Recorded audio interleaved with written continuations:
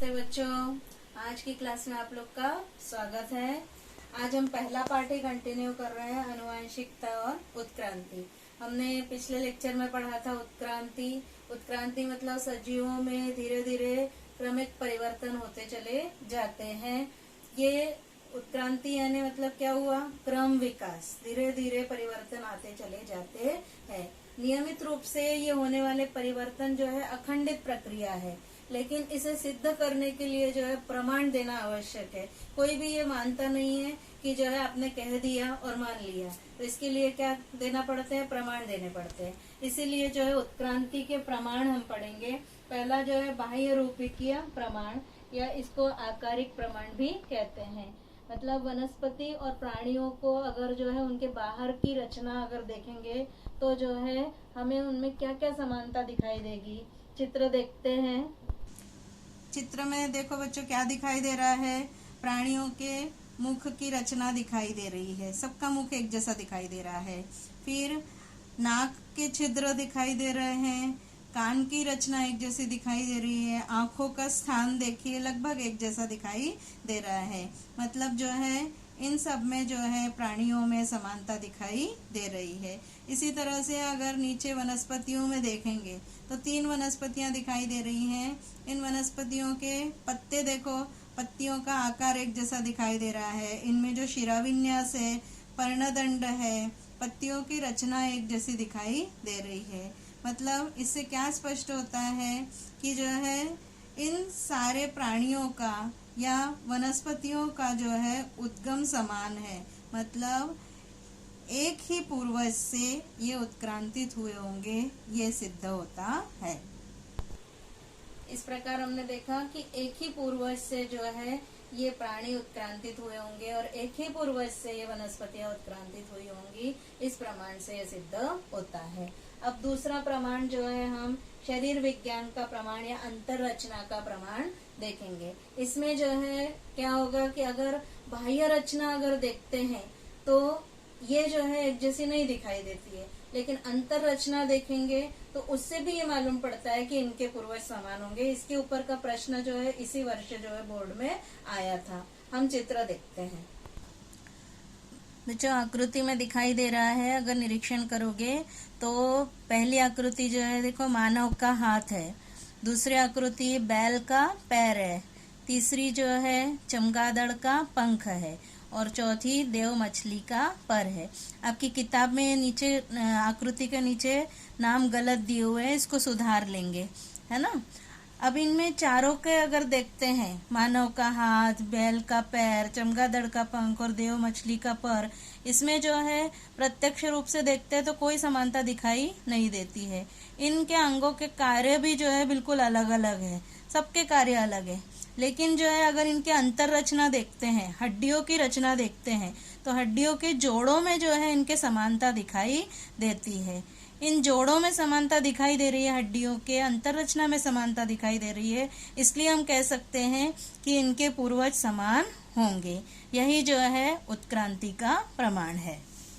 इसके बाद बच्चों आता है तीसरा प्रमाण, आता है अवशेषांग। अब अवशेषांग क्या है? सजीवों के शरीर में जो है नष्ट होने वाले या अपूर्ण वृद्धि करने वाले निरुपयोगी, मतलब अब जिन अंगों का उपयोग नहीं रह गया है, ऐसे अंगों को क्या बोलते हैं? अवशेषांग कहते हैं। तो अवशेषांग की परिभाषा क्या हुई? सजीवों में नष्ट होने वाले अथवा अपूर्ण वृद्धि करने वाले निरुपयोगी इंद्रियों या अंगों को जो है अवशेषांग कहते हैं। अब ये अवशेषांग जो है विशिष्ट परिस्थिति में जो है कभी जो है धीरे धीरे ये निरुपयोगी हो गए, कई सजीवों के लिए जो ये निरुपयोगी हो गए। लेकिन ये निरुपयोगी जो है तुरंत नहीं हो गए हैं। प्राकृतिक चयन की प्रक्रिया जो हुई है, एक पीढ़ी से दूसरी पीढ़ी में गुणधर्म आते चले गए हैं। ऐसे में जो है ये निरुपयोगी अंगों धीरे धीरे क्या हो गए? नष्ट हो गए। इन निरुपयोगी अंगों को नष्ट होने के लिए जो है हजारों वर्ष लग गए हैं। ये अंग नष्ट होने की जो है भिन्न भिन्न अवस्थाएं होती है। अब ये निरुपयोगी अंग जो है, अवशेषांग जो है, कई सजीवों में जो है ये अवशेषांग उपयोगी होते हैं और कई सजीवों में जो है वही अवशेषांग जो है क्या है, निरुपयोगी होते हैं। चित्र में हम देखेंगे कि कौन कौन से अवशेषांग है। पहला चित्र दिखाई दे रहा है बच्चों, आंत्रपुच्छ का। हमारे शरीर में जो बड़ी आंत होती है, इसके अंतिम सिरे पर एक छोटी सी पूंछ जैसी रचना होती है, जिसे क्या बोलते हैं, आंत्रपुच्छ कहते हैं। इस आंत्रपुच्छ का जो है मानव के लिए कोई उपयोग नहीं होता है, लेकिन जो है यही अंग जो है तृणभक्षक और सेलुलोज का पाचन करने वाले जो सजीव होते हैं, गाय, भैंस, बैल जो है, इनमें जो है ये कार्यक्षम अवयव होता है। सेलुलोज का पाचन करने के लिए जो है इसका उपयोग किया जाता है। अब इसी तरह से दूसरा अगला देखो, कान के स्नायु। हमारे कान के जो स्नायु होते हैं वह भी जो है अवशेषांग है। फिर अक्कल दाढ़ है, मुख में जो 14-15 वर्ष के बाद आती है दाढ़, एकदम लास्ट सिरे पर रहती है, तो ये अक्कल दाढ़ भी जो है इसका कोई उपयोग नहीं होता है, चबाने के लिए कोई उपयोग नहीं होता है, लेकिन जो है ये परेशान जरूर करती है। कई बार जो है ये गाल में चुभती है और टेढ़ी मेढ़ी बढ़ती है, जिसके कारण दर्द होता है। तो ये हमारे लिए क्या है, निरुपयोगी अवशेषांग है। फिर चौथे चित्र में देखो, मेरुदंड की अंतिम 4 कशेरुकाएं, ये भी जो है अवशेषांग ही होते हैं। इस प्रकार जो है अवशेष, ये सब जो है नष्ट हो गया अवयव है, धीरे धीरे जो है कम होते गए हैं, जिनका उपयोग नहीं है वो अंग कम होते गए हैं। ऐसे अवशेषांग भी जो है उत्क्रांति का ही प्रमाण है। इसी प्रकार जो है शरीर के ऊपर जो बाल होते हैं, यह भी जो है अवशेषांग ही है। इस प्रकार प्रश्न आपको पूछा जाता है, अवशेषांग की परिभाषा लिखो और अवशेषांगों के उदाहरण लिखो। तो अवशेषांगों के उदाहरण क्या हो गया, आंत्रपुच्छ हो गया, मेरुदंड की अंतिम 4 कशेरुकाएं, अक्कल दाढ़ हो गए, कान के स्नायु है और शरीर पर बाल, ये जो है क्या हो गए, अवशेषांग हो गए।